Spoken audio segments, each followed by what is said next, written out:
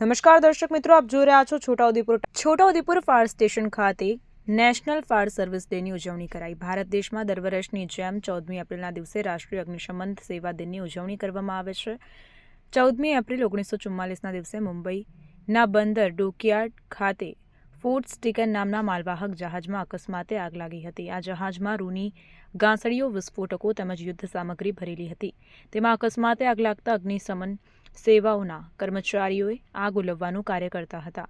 આ દરમિયાન જહાજમાં વિસ્ફોટક સામગ્રી હોવાને કારણે 66 અગ્નિશમન સેવાના કર્મચારીઓ આગની લપેટમાં વીરગતિ પામ્યા હતા। આ શહીદોને શ્રદ્ધાંજલિ અર્પણ કરવા તેમજ આગથી બચવાના ઉપાય માટે જનજાગૃતિ લાવવાના હેતુસર દેશભરમાં આ દિવસ મનાવવામાં આવે છે।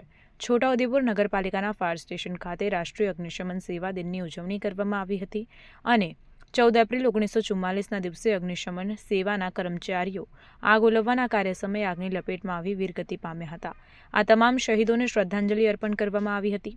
આ પ્રસંગે છોટાઉદેપુર નગરપાલિકા પ્રમુખ મંજુલાબેન કોલી, કારોબારી અધ્યક્ષ અલ્પાબેન શાહ સહિતના પાલિકાના વિવિધ સમિતિના ચેરમેનો, સભ્યો, અગ્નિશમન વિભાગના કર્મચારીઓ અને અગ્નિશમન સેવાના તાલીમાર્થી વિદ્યાર્થીઓ ઉપસ્થિત રહ્યા હતા અને છોટાઉદેપુર ફાયર વિભાગના કર્મચારીઓ દ્વારા નગરમાં આગથી બચવાના ઉપાયો માટે જનજાગૃતિ લાવવાના હેતુસર ફાયર વિભાગના અદ્યતન સાધનોની એક રેલી ફાયર સ્ટેશનથી SF હાઈસ્કૂલ, પેટ્રોલ પંપ 4 રસ્તા, ગુરુકૃપા સોસાયટી, કસ્બા 4 રસ્તા, સ્ટેટ બેંક ફરી લોકોને જાગૃત કરવામાં આવ્યા હતા।